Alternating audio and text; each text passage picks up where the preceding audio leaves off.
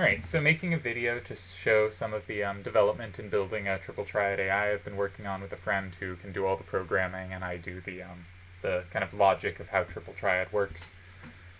Just to talk a little about the hands, because I like discussing hands. This one on the right, the idea is to start with 6A85 in 1. It has many ways to recapture. It's got multiple moves that can recapture in 4, and it has a move that can recapture in 2. It's designed to specifically be able to recapture the recapturers, making sure it's locked in. So 8A56 can act to lock in 8678, but it can also act to lock in, obviously these are ridiculous moves, lock in 8786 if needed as well. And then 856A plays nicely as an opposite off 6A85 and gives the hand generally useful directional power at the end. The hand definitely has a bunch of weaknesses. For instance, after the starter, every single card in the hand has an 8 facing up, so it can have lots of trouble against very commonly played cards like Squall, where the 6-4 bit just can punish all the 8s facing up, and you're going to be stuck with an 8 facing up at the end, and if they can set up for that, that can of course be very dangerous. It is also quite weak going down, most of the power side to side. I think the hand has a lot of kind of visibly obvious problems, but plays better than you'd expect given that. The hand on the left, the blue hand, I made sure I wanted the AI to have a hand that had double numbers in every direction, just to make sure it would always have captures available, an A in every direction, and then double numbers both vertically and horizontally, and that led me to making this hand for it. So I'm just going to play some games against it, going to be switching up the AIs, which will cause it to have to rebuild. So it's going to take a little while between games, and we'll see if I can fill the dead air. I probably cannot, but we'll see. And I'm going to give it both first and second turn this game, and we'll see what happens. So this first version is a very weak AI. It's just going to be looking to recapture. I've done no practice games or anything. I don't know what's going to happen. I am probably going to play something ridiculously stupid at some point, and it'll be very embarrassing. And then I'll press the handy-dandy back button, and we'll pretend it never happened. I'm also going to play fairly quickly. I'm not trying to play super accurately here. I'm trying to show I guess that the weak AI are quite weak, but, follow the kind of standard beginner player of capture a lot, have some high out-facing numbers, that kind of thing, into what I think is pretty advanced positional play. So the normal plan when they capture the starter is to retake with specifically this card. We don't want to recapture with an A facing 5, because then if they go in 7, we won't have a good move for 5. So we're usually between this card, and this card gives up a little less directional power that we might want for later. So again, you can see they captured, and they also, I guess, could have captured in 7, but wanted to keep the higher out-facing values. This move doesn't look very good. My instinct is either here or here. Let's not take too long on it. Looks like if I go here and they take, which they are going to do, I'm not going to calculate other lines because I'm lazy, that I can then capture in 3 and have, against their hand, a sweeper at the end. Yeah. And we play out the win. So, it didn't play well. It captured a starter in a kind of suspicious way, and followed up with that terrible-looking move in 5. So, right, when we set it to just look for captures, it's going to play quite poorly. What if we give it first turn? Interesting. So it wants to play the strongest out-facing values it can, which means it could play here, it could play here, or it could play here. And in this case, it chose to play the one that it cannot recapture from 8, so I'm just going to take that. And I did remember to put same wall in the rules, which is good. And I guess if we were predicting what it will do, it will probably either go in 1 or 5, because those are where it has captures. Alright, they go for 1. Interestingly, they go with the 6 out, rather than the A or the 7. So it is seeing if I can combo back, right? It is taking with something that I cannot immediately combo back. So I guess I'm going to set up an L. Seems reasonable to set up an L in either 2 or 8. I think some people's instinct is to go for 2 because it locks in an extra card. The card in 7 is already pretty safe for us. My instinct is to go for 8 because I can use a card that seems not as valuable for the rest of the game because it has no leftward power.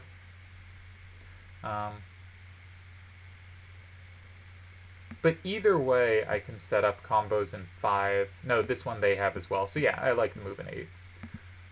They capture. So we have a choice between 2 or 9 for kind of standard positional play. 2 looks pretty good. We combo everything back. That looks like it'll be enough. They don't have any combos. I'll just assume. Let's do math. They are threatening move in 6. We should probably block 6. Yeah. Alright. So again, we get the win. Again, the AI did not play impressively. But you can see what happens when I tell it do captures, do strong corners, and it plays, you know, like a beginner player. So I'm now going to close the app, and I'll keep the same hands. I think these are reasonable hands to test with. And I'm now going to set its priority not to be captures, but to be safety. And I'm going to set it not to play naive corners, which is just play the highest corners available, but to play strong corners, to play, which is to say the highest corner that it can recapture. So I have slightly changed the AI. Yes, I think this is right. I'm not good at the programming side at all. So I'm now going to hit play game. It's going to take a while rebuilding. But we can see the first version of it, the kind of just pure capture version, plays a bit like the FF8 AI, though the FF8 AI had the really significant problem that it always likes to play in the top left corner by default, and this one has kind of better tie breaks between moves. I like against the FF8 AI to play like Red Bat, the 6112, and just put it in 1, because the computer will take it, I'll take back, and I'll start locking in cards very easily, and punishing its focus on going up left. Here, there is not going to be the same kind of directional way to take advantage, but it's going to have the same issues of it takes whenever it can. So now we've put in a better AI, one that is not as excited to capture.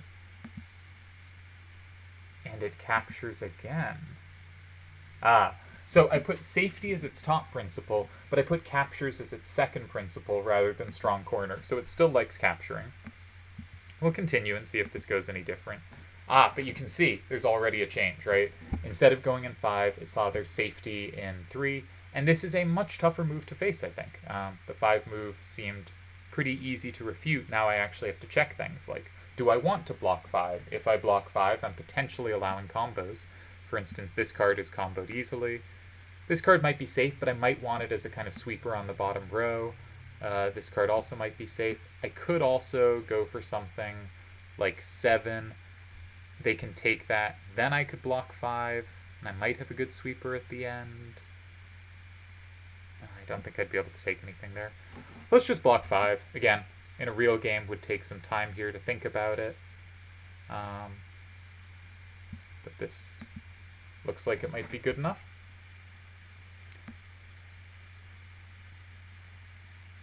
That just gets comboed. What am I doing?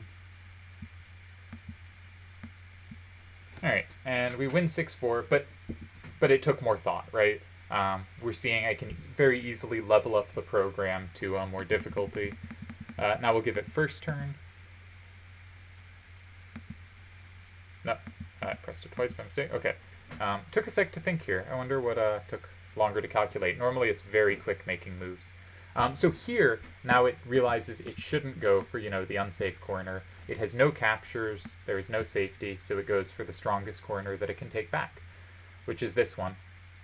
Now, we have 2 covered really well, right? We have this for 2, and we can retake it from 3 if needed, but we don't have 4 covered as well.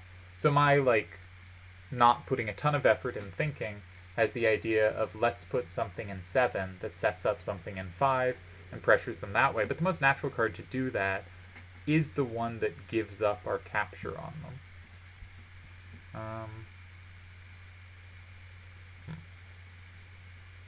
Alternatively, we could set up this card to have captures both ways by going in 5, or we could do something in the opposite corner. When in doubt, that's usually a very good decision. But I'm actually curious what it does if I take it. Does it realize how to punish? And indeed, it will lock in. But if I go this way, it will combo back, but it will do so because this card in 7 is now safe. If this card in 7 wasn't safe, I think they would have played in 2. So they can reasonably respond to captures. You know, again, this is not complicated stuff, but it's just figuring out kind of, can it do the basic things. So now I'm curious, if I go here, I no longer have the capture in 2, so they should probably block 4. And they do. And let's say I play some far corner, getting a card out of my hand that I don't really want. Interesting. So it spots safety immediately, right? I can't take their move. Maybe we'll reply with safety and see what happens. Maybe not. I'm going to go here because they don't have 5 and it does lock my card in.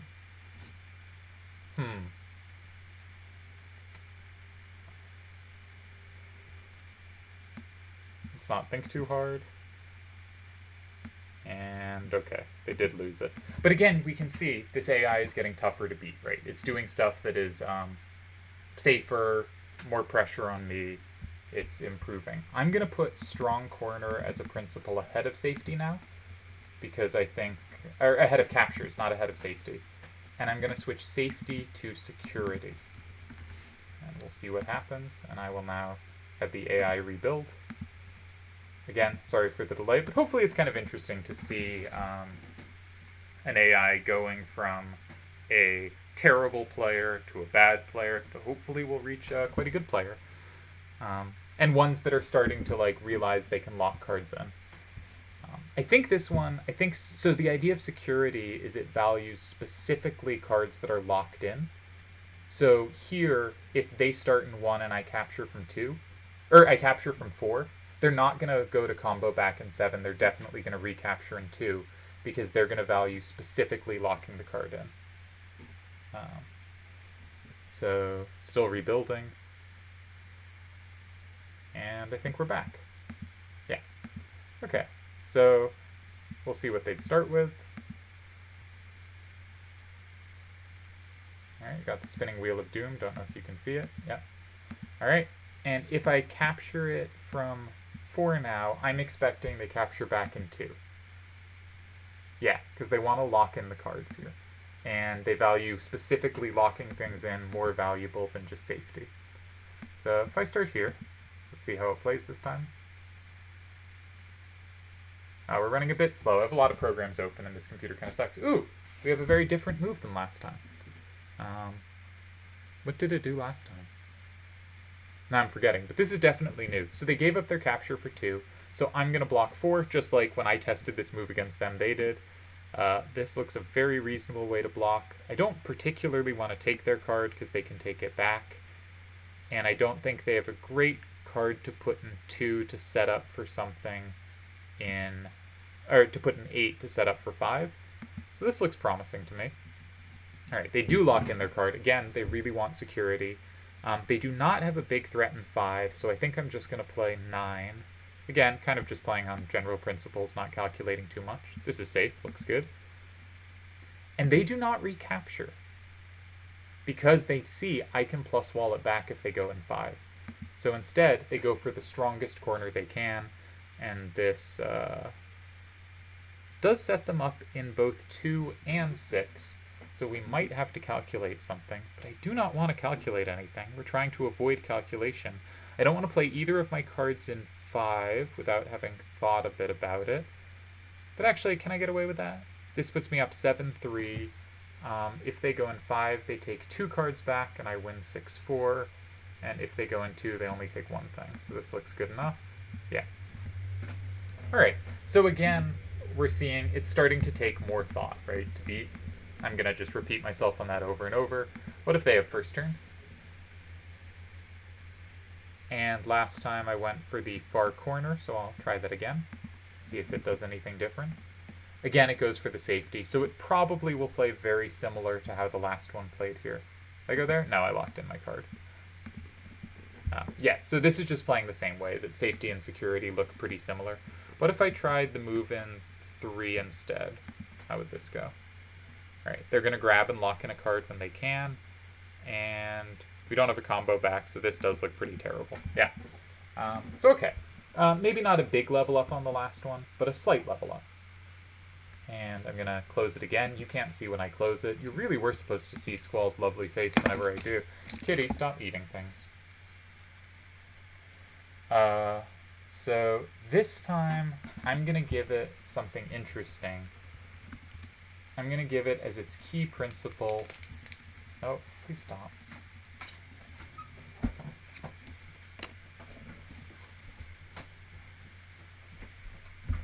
The cat has been removed, hopefully.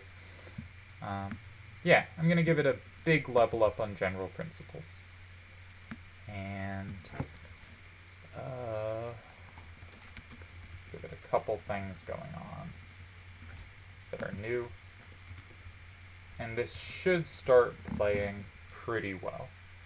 I think I built that correctly. Okay. So it's loading up again.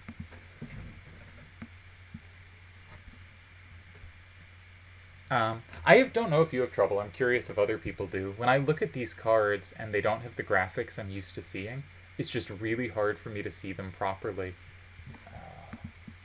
Interesting. Okay, I built it wrong. We're going to try again. But like, it's really hard for me to look at these red and blue cards and see the numbers and just see it how I'm used to seeing it. My visual is so dependent on the cards I'm used to seeing. And it's curious how much slower I am calculating when looking at this. Nope, I did it wrong again.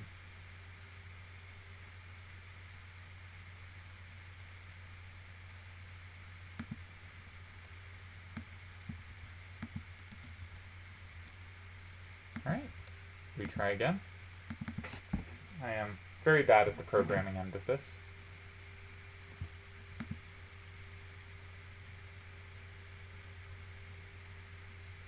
It looks right to me.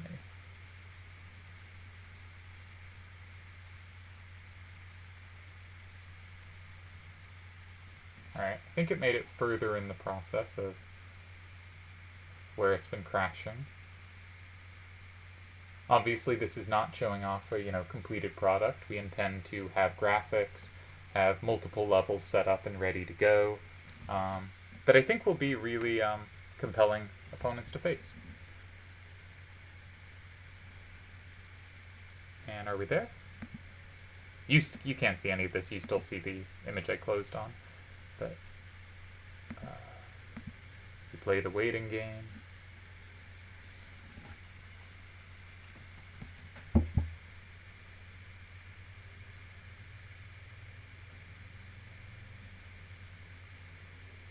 Yes, alright, we're here. And can you see the change? Yes, you can. Good. Okay, so now it might do something different. Might not. Unclear. Because it still defaults to strong corner. Okay, but it picks a different strong corner. Because now it knows it doesn't want to give up recaptures. So last time it played this strong corner, but that gives up the recapturing too. Now it wants to play strong corners where it has all the recaptures, right? It can recapture this way if needed. Obviously, I didn't make a move that made it need to. And it has recapture. Yeah, so this time it kept the recaptures. It kept a better card in its hand. And this is a pretty good... 3 in general is annoying for this hand to face because it makes the game more up-down. And this hand wants to be playing left-right. So in general, we're going to have more trouble against 3 moves. Let's try here. Immediately sets up the L. Let us go for safety because we are simpletons. And it sets up combos everywhere. Alright, looks like we probably have to block 4.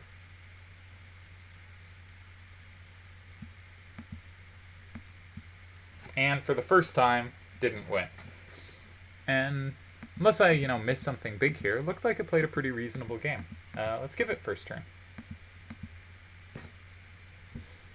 So it's probably going to play in 1 again. All these games are starting in 1 because that is the very natural way for this hand to open. I'm going to try my move in 9 again. Just using up the card that seems weakest. And it knows, right? It sees that if I go in 4, it gets to lock stuff in by comboing me back, so it makes sense to block 2, right? And previous AIs did not have the same kind of look-ahead understanding. They were just, can I make it safe or secure now? No, I cannot, because if I block in either side, you can take the other side. This one is now going, aha, you really don't want to take the other side, so I can start locking stuff in. And this now looks a bit dangerous for me. So I kind of want to play here, just because I have the big move for 5, but I don't think it's any good. Where shall we go?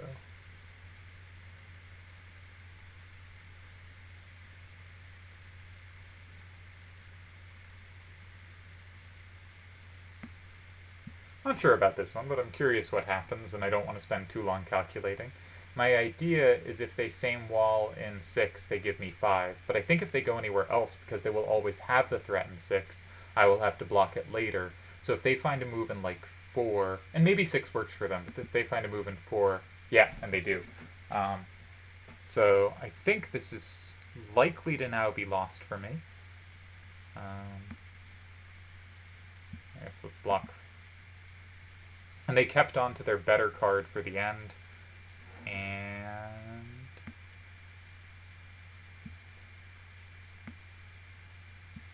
yeah, they got it. So clearly my move in 3 wasn't very good, but also it was a good test of like they did not immediately occupy the lock-in square, which I thought I had a good plan against, right? They kept the threat. I felt the need to block it next turn. And so this is already playing with like pretty strong look ahead. And I think is like quite a decent level AI. And I think I'm going to put in a different hand for me against it, just to try something a little different out. Because I also haven't messed around with how it deals with other starter types. So I'm curious, like, if I put in a hand that's a 5 starter hand, how will it defend against that? This is not to say this AI is, like, fantastic or unbeatable or anything, but it is to say, like, clearly playing at a pretty high, pretty aware level, and able to make those moves very quickly as in a way that humans can't really, because we have to calculate so much so quickly. But it is only running on a few general principles, and I think it's a pretty good player. So this hand, the idea is to start in 5, and we'll see where they go. Getting the spinning wheel of death right now, but it'll presumably make a move soon. This runs much faster when I'm not running a bunch of programs, but I have OBS running to record and some other things. All right. In general, this kind of move means if we can ever get them to flip 5, they could be in a lot of danger. So my instinct is just to play Cypher in 1 without thinking too much, because the hand is well set up for that. It does set up some of their cards too, but we have 1 card set up for multiple squares. Let's not think too hard. Huh. So did we deny them all safety? They didn't have a safe move in 7. They didn't have a safe move in 9. They did not have a safe move in 2. They didn't have a safe move in 4. Yeah, so they had no safe options. So it's interesting that they went for this try in 3. Is their point anything I play in 2, they can combo back with the same in 4? Yes. That is a strong point.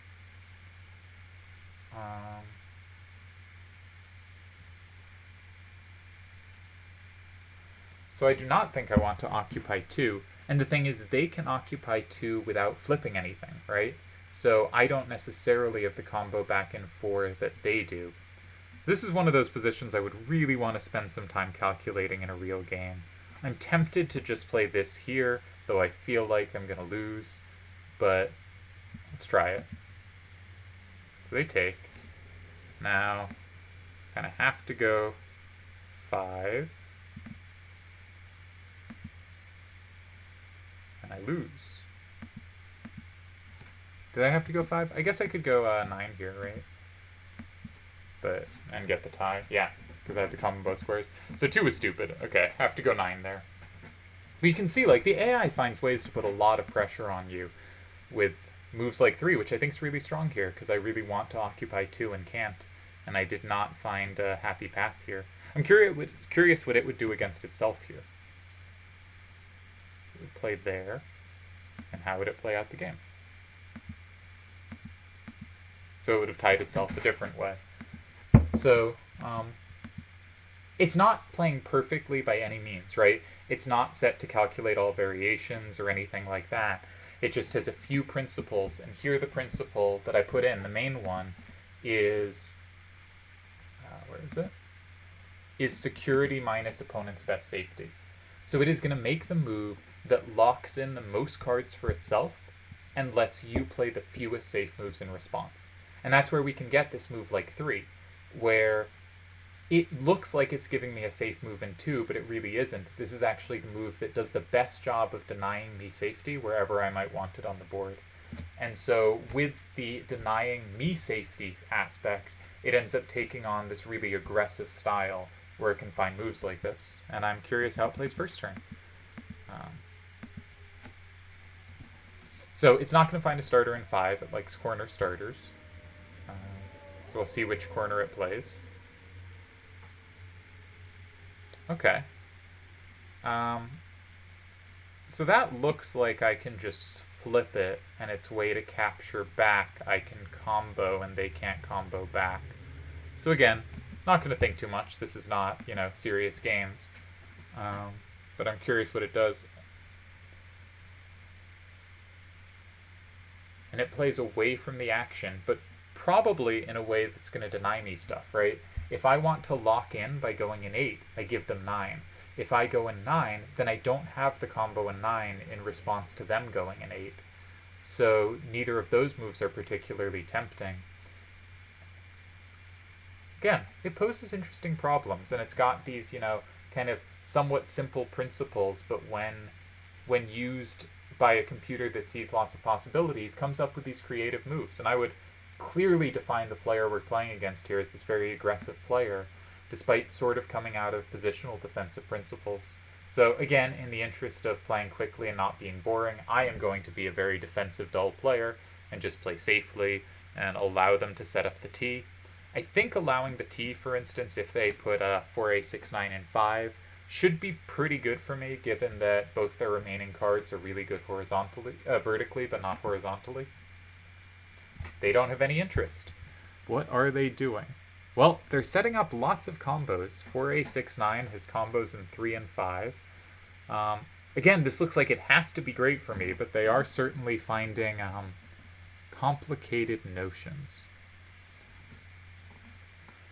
So my instinct is just to take everything. And given that I have a rewind button, I'm going to go ahead and do that. Alright. They recaptured back. Oh no, they have a sweeper at the end. They're going to get the tie. Good point, good point. I for some reason thought they were going to recapture the other way. Did they find a tie here? So my card is amazing in both these squares, and I have last turn. So actually I should probably just be blocking other squares, or setting it up even further. So if I go here, and now, yes, we got them. Only cheated once. So this is to say the AI is definitely still making mistakes, though this was presumably looked like a hard position for them to defend. It did not find a very good starter and was immediately under pressure, but really ambitious play after that, right? This move in 6, this tricky move in 2. We can see that even though I've put in no principles that tell it to like especially set up sames or pluses or plus walls or anything like that, it is finding some really complex aggressive moves simply from where can I go that won't give you safety. And so right now the only principles it has are, its first principle is it goes for security itself if it has it, meaning a card that is locked in by surrounding other cards so that it's yours forever.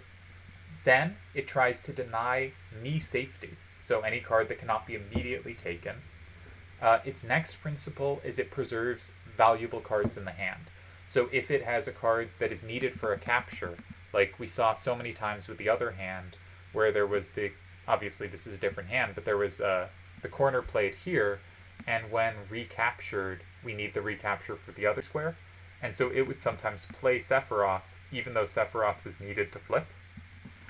And this one will know not to do that. It will know if I have only one card that I have for a recapture, I'm going to try to hold on to that card. And then its third principle is it's going to play the strongest corner it has that it can take back, which is how it ended up on this one, which was a weak starter, as we saw, but did lead to an interesting game. Then it focuses on captures, and then it focuses on stopping me from being able to capture on the next turn. And so nothing is it looking more than a move or two ahead, right? It's not doing this extended calculation that humans basically have to do to judge things. And yet it's still finding complicated moves. I wonder what it would do here. Would it know to capture? Does it capture from 4 like I did, or does it do something else? We're getting the spinny wheel. No, it would do something else here. Interesting. So I captured, and it saw it couldn't recapture, and it only looked that kind of one move ahead. And so it played this bad starter, or a starter that put it in a tough position, because it didn't look ahead far enough to see if I capture, it doesn't actually have the recapture it thinks it does. It doesn't have this long calculation, but it does have this really smart positional core to its play. And that's what I wanted to emphasize here. And I hope these were kind of interesting games. Of course, taking longer to figure out moves might have led to more interesting games. But it's always fun when you get a game that goes, 7, then 4, and then 6, right? This is a somewhat radical move. And if I were to go, I don't know, let's go an 8. I assume they're going to take security. No, they don't even do that. What a dynamic player. What's the point?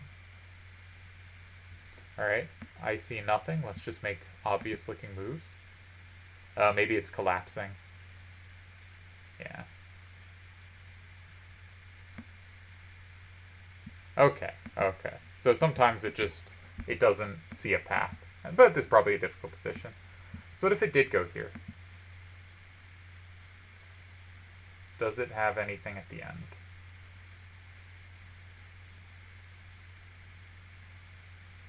Nah, it doesn't look like it. It's a tough position after the opening. But, again, finds interesting ways to make it complicated.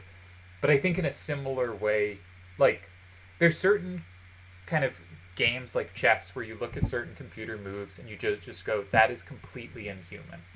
But I think with kind of simple principles, we can figure out where this one comes from. And this move is not so... I mean, it is very uncommon in human play, but it's not absurd. It makes a lot of sense if the idea is, I can't go in 8.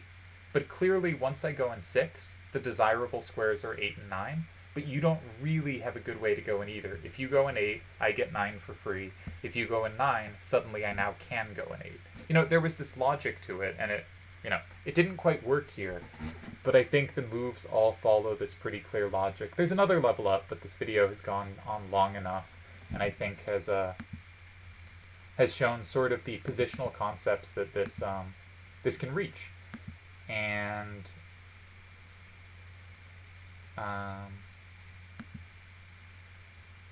yeah, we were supposed to show you the background picture, make this all nice looking whenever I was switching between so you'd have something to look at. So, meandering video, I don't have a clear point here or anything, but I just wanted to say I'm really excited that working on AI has led to an AI that does clever, aggressive things, that finds interesting lines, that can play well without having to calculate well, right? Because you can make a computer brute force triple triad and you'll get, results.